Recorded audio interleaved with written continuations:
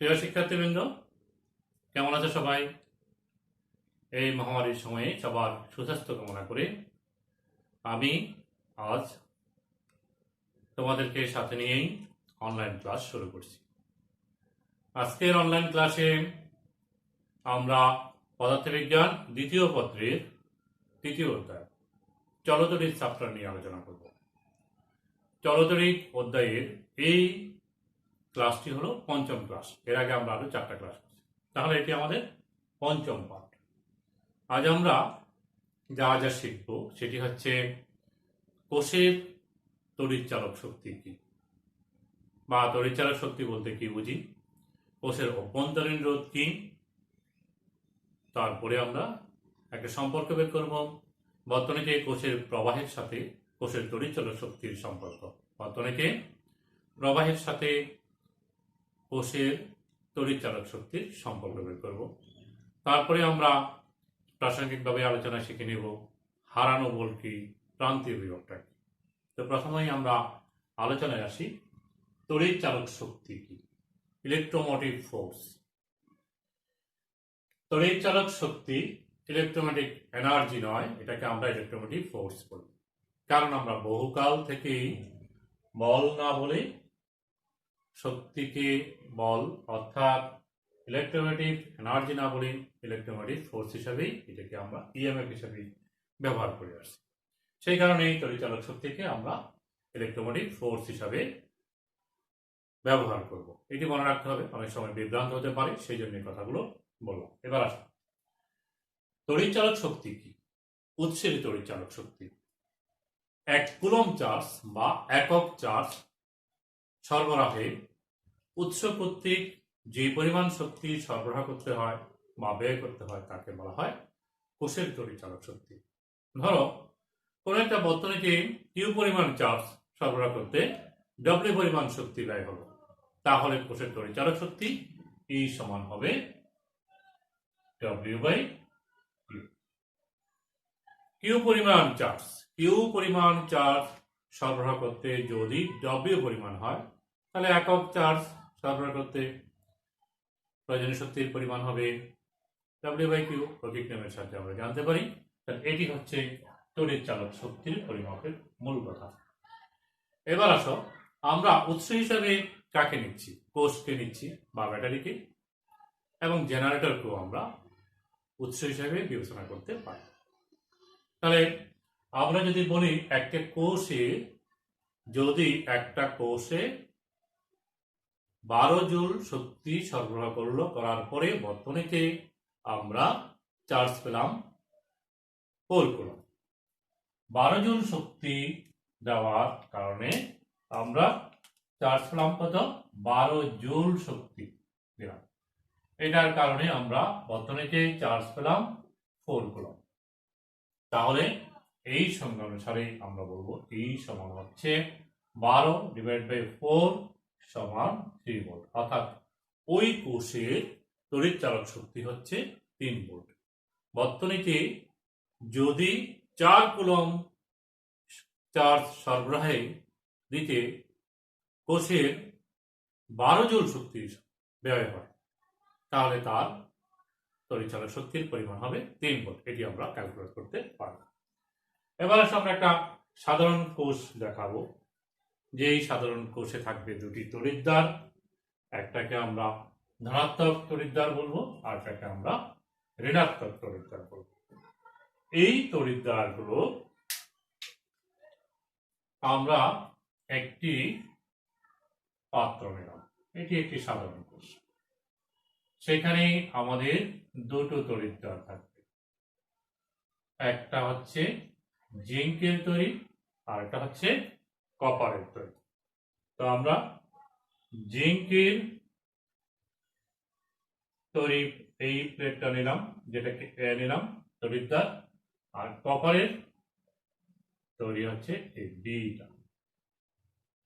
এটাকে আমরা এই দুটোকে আমরা পাতলা সালফিউরিক অ্যাসিড, পাতলা সালফিউরিক অ্যাসিডের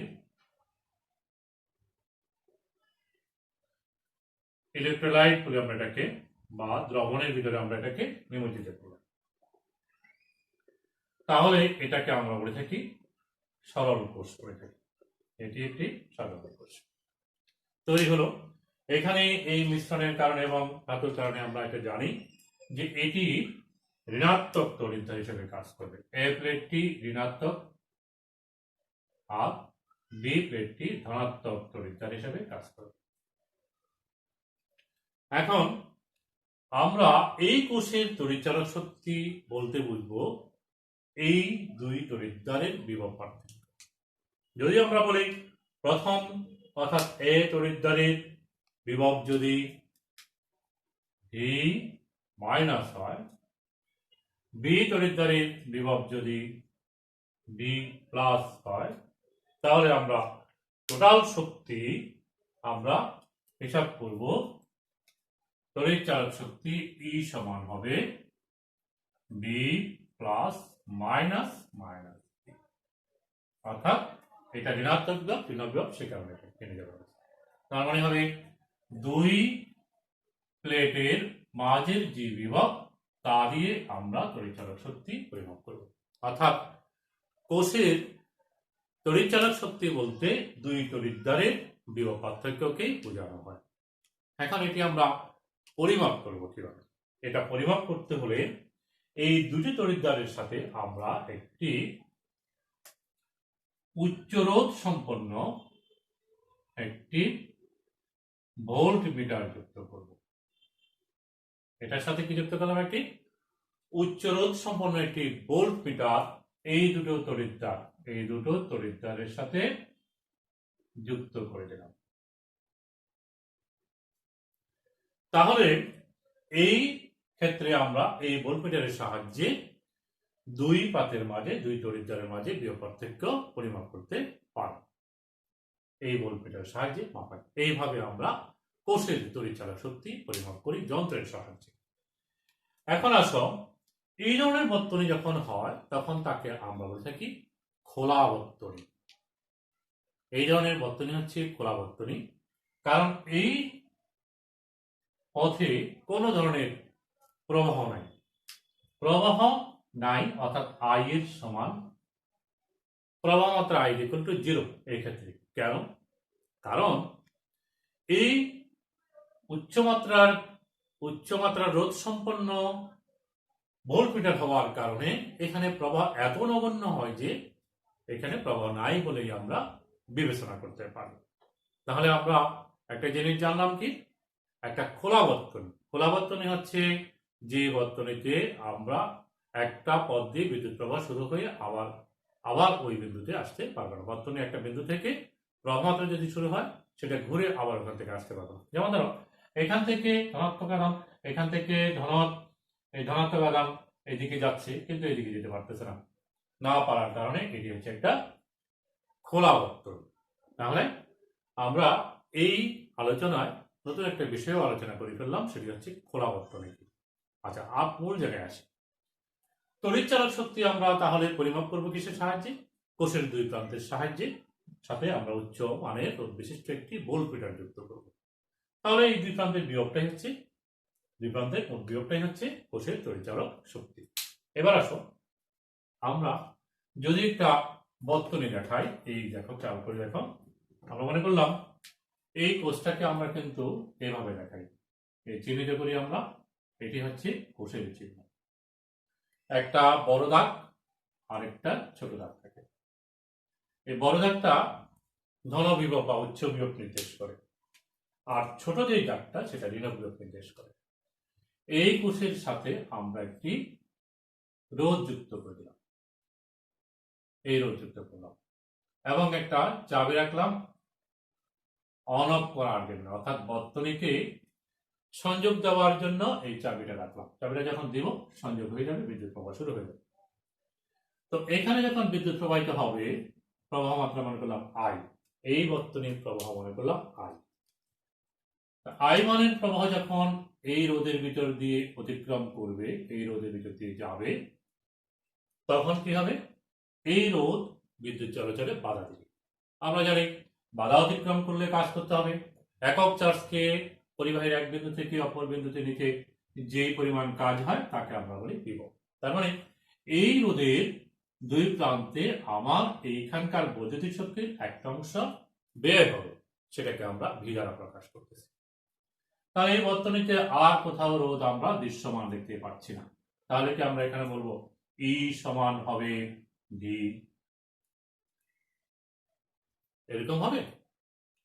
আমাদের একটু ভুল হয়ে যাবে যদি এটা হয়, কারণ আমরা দেখি যে কি এই কোষের তড়িৎচালক শক্তিটা এখানে ব্যয় হচ্ছে, এটা যদি ভি হয়, এই ভি এর যে মানটা আমরা এখান থেকে ভোল্টমিটার যুক্ত করলে যা পাবো, কোষের দুই প্রান্তে যুক্ত করলে বিযুক্ত অবস্থায় যদি এভাবে যুক্ত করি, এই দুটা বিভব সমান হয় না, অর্থাৎ এখানে কিছু বিভব হারিয়ে যায়, এটাকে আমরা বলি হারানো বিভব। কোথায় হারিয়ে যায়? এই কোষের ভিতর দিয়ে বিদ্যুৎ প্রবাহ যখন যাবে, এখান থেকে এখানে যাবে, এখানে থামবে না, থামবে কিন্তু এটা পরাবর্তন হয়ে যাবে না, তাহলে কোষের ভিতর দিয়ে যাবে। এখান থেকে আমরা এখানে চিত্রটাকে দেখাতে পারি, আবার এখানে এই চিত্রটা হচ্ছে এই চিত্রটা সেম চিত্র, এটা হচ্ছে আর। তাহলে বিদ্যুৎ প্রবাহ এখান থেকে আসলো, আবার এখানে ধনাত্মক এই তড়িৎ যাচ্ছে ঋণাত্মক তড়িৎ অর্থাৎ ঋণ তড়িৎ অর্থাৎ এ থেকে বি দিকে ধনাত্মক করে যাবে, এখান থেকে এখানে যাবে। তো এখান থেকে যখন বিদ্যুৎ প্রবাহিত হবে, এই ভিতরে যখন বাধাপ্রাপ্ত হবে, এখানে বাধা অতিক্রম করতে যে পরিমাণ কাজ হবে, একক চার্জ যেতে যে পরিমাণ যে কাজ হয়, তাকে আমরা বলি দুই বিন্দুর বিভব।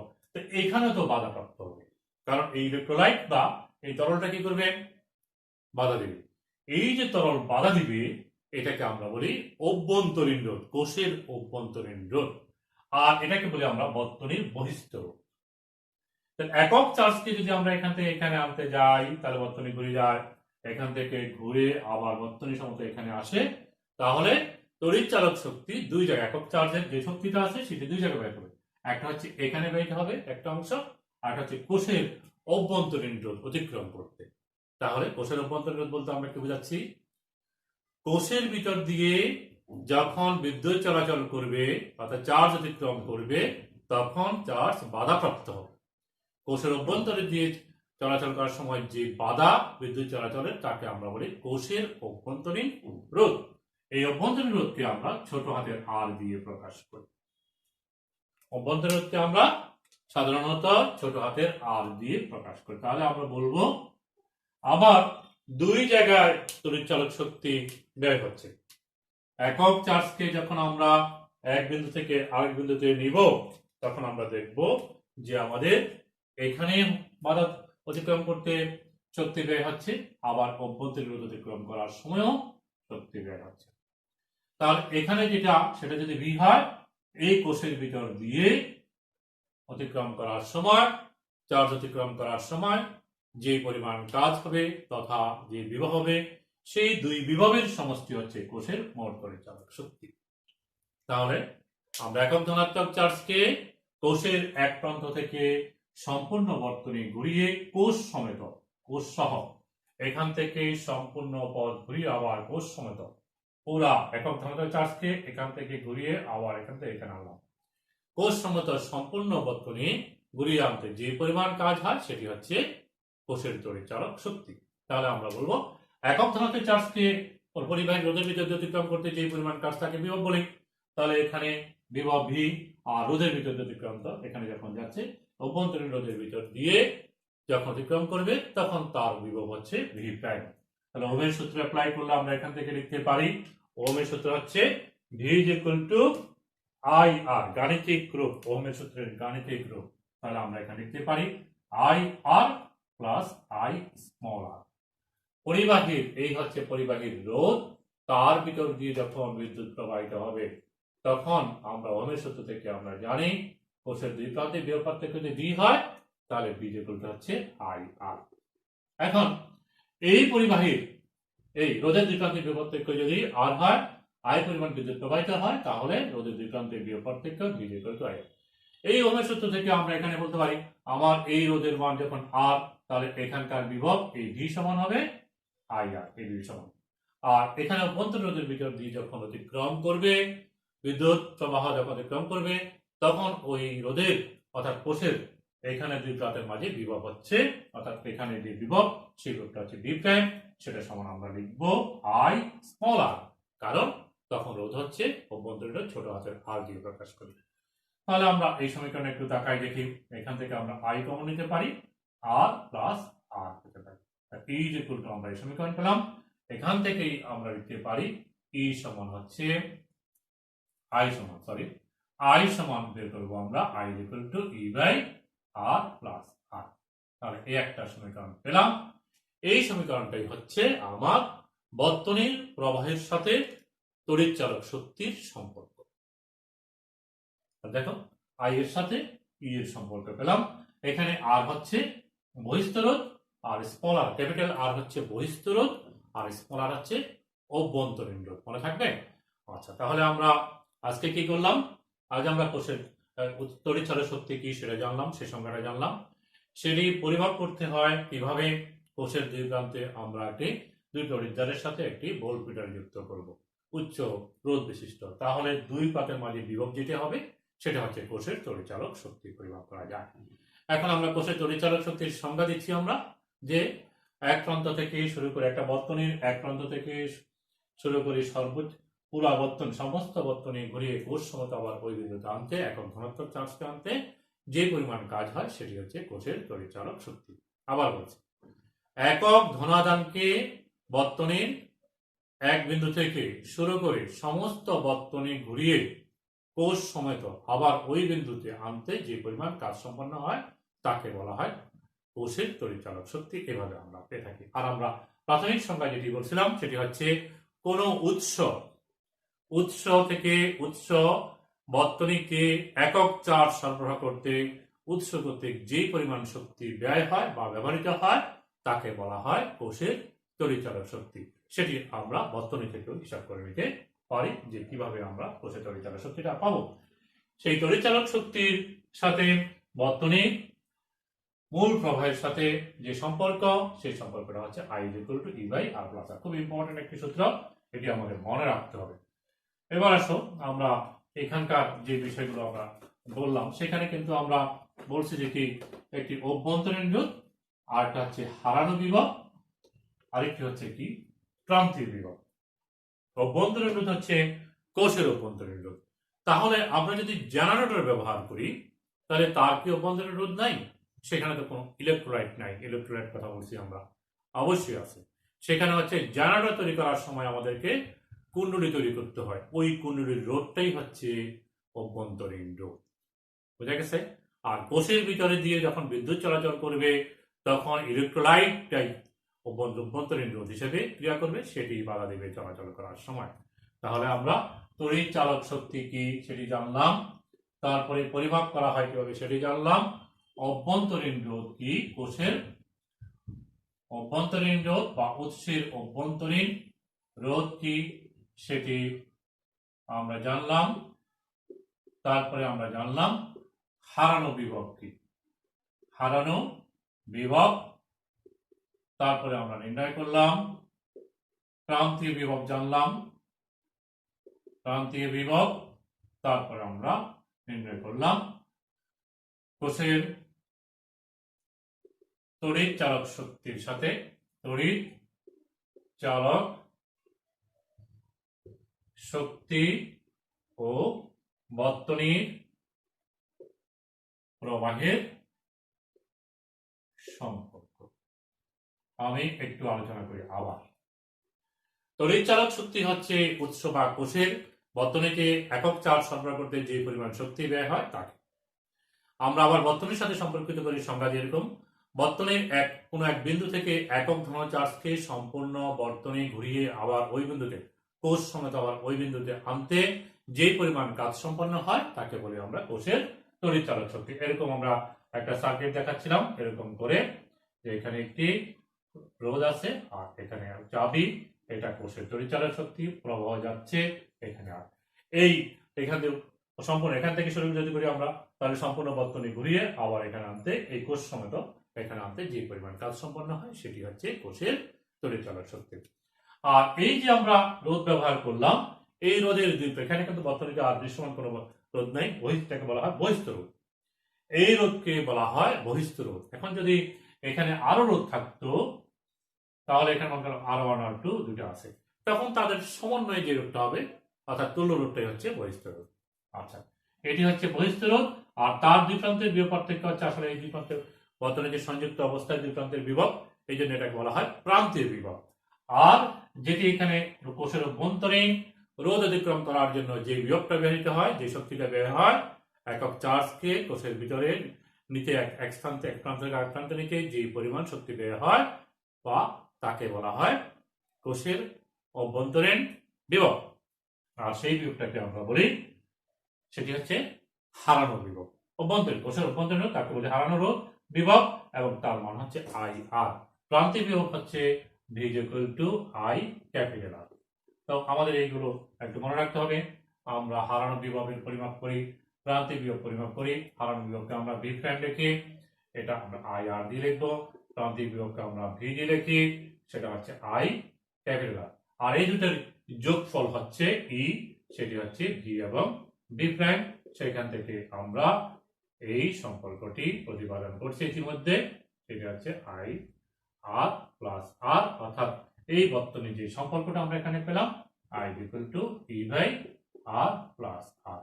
তো এগুলো আমাদের মনে রাখতে হবে। তাহলে আজকের ক্লাসে আমরা এই বিষয়গুলো সমাধান করলাম। একটু বলে রাখি পরবর্তী আলোচনার জন্য এবং তোমাদের বোঝার সুবিধার জন্য, এই ইকুয়েশনটা এটি আমরা বর্তনীর ক্ষেত্রে ব্যাপক ব্যবহার করি, অর্থাৎ আমাদের এটি প্রচুর ব্যবহার করতে হয় আমাদের যখন সার্কিটের আমরা প্রশ্ন করি। তখন দেখো এখানে দেখো এই কোষটাকে আবার বলছি বোঝার জন্য, আমরা এখানে একটি রোধ দেখাচ্ছিলাম, এই হচ্ছে আমাদের বর্তনীটা। কিন্তু আমি আবার বলছি, বারবার বলতেছি তোমাদের দৃষ্টি আকর্ষণের জন্য, সেটি হচ্ছে এই একটা রোধ না থেকে দুইটা রোধ থাকতে পারে, তখন আমরা বলি রোধের শ্রেণী সমবায়। তখন এটাকে R1 এটাকে R2 বললে আমার এই ইকুয়েশনটা দাঁড়াবে I is equal to E by RS plus R। অর্থাৎ তুমি যখন এই দুটা রোধের শ্রেণী সমবায়ের তুলনা করবা, যদি এমন থাকে যে দুটা রোধ এভাবে আছে, এই একটা রোধ আর একটা এভাবে আছে, খেয়াল করো এটা R1 মানের রোধ আর এটা, তখন আমরা বলি এই দুটাই মিলেই বহিস্থ রোধ হচ্ছে, অর্থাৎ এই আর বদলতে হচ্ছে। তাহলে সেটা কিভাবে আছে, ওরা দুইটাই এই দুটা রোধেই সমান্তরাল সমবায় আছে। আমরা সমবায় সম্পর্কে ইতিমধ্যে আলোচনা করছি। সমান্তরাল সমবায়ের ক্ষেত্রে তুল্য রোধ বের করবা, আর পি বের করবা, তখন তুমি ইকুয়েশনটাকে লিখবা I equal to E by R P plus R. ঠিক আছে, এখন দেখো এই বর্তনীটাতে কিন্তু আমরা আবার এরকম পেতে পারি, এখানে একটা রোধ পেতে পারি, খেয়াল করো এখানে একটা রোধ পেতে পারি। তখন এটা যদি R3 হয় তখন কিরকম হবে, তখন মিশ্র সমবায়, তখন সবগুলো মিলিয়ে আমার এই রোধটা হবে। আমাকে এই সবগুলোর সমবায় বের করে রোধ বের করতে হবে। তাহলে বর্তনীর প্রবাহ আমরা নির্ণয় করতে পারবো। বর্তনীর প্রবাহ নির্ণয় করার পরে আমরা এখানকার বিভব পার্থক্য নির্ণয় করে এখানকার প্রবাহ এবং এখানকার প্রবাহ নির্ণয় করতে পারবো। কিন্তু কিংবা সমান্তরাল সমবায় প্রবাহ বন্টনের যে সমীকরণ সেটি ব্যবহার করেও আমরা এখান থেকে প্রবাহ নির্ণয় করতে পারবো। এটাই হচ্ছে আমাদের এই অধ্যায়ের সার্কিটের মূল প্রশ্ন। তাহলে এটি আমাদের খেয়াল রাখতে, বেসিকটা আমরা আজকে পড়লাম, একেবারে সাধারণ প্রশ্নটা যেটি অধিকাংশ অংশ তোমাদের আগে থেকেই তোমাদের জানা আছে। তাহলে আমরা আজকের ক্লাস শেষ করি, কি বলো? হ্যাঁ, আমরা একটু রিভিউ করি। তাহলে আজকে আমরা পদার্থবিজ্ঞান দ্বিতীয় পত্রের তৃতীয় অধ্যায়ের চলতড়িৎ চ্যাপ্টারের পঞ্চম পাঠ করলাম। সেখানে আমরা তড়িৎ চালক শক্তি কি এবং অভ্যন্তরীণ রোধ কি সেটি হিসাব করলাম, জানলাম, এবং আমরা পরিমাপ করলাম যে তড়িৎ চালক শক্তি কিভাবে পরিমাপ করতে হয়, তড়িৎ চালক শক্তিকে সংজ্ঞায়িত করলাম, তড়িৎ চালক শক্তির সাথে বর্তনীর প্রবাহের সম্পর্ক করলাম। তো এতক্ষণ পর্যন্ত আমার সাথে থাকার জন্য সবাইকে আবারও ধন্যবাদ জানিয়ে আজকের ক্লাস এখানেই শেষ করছি। আল্লাহ হাফেজ।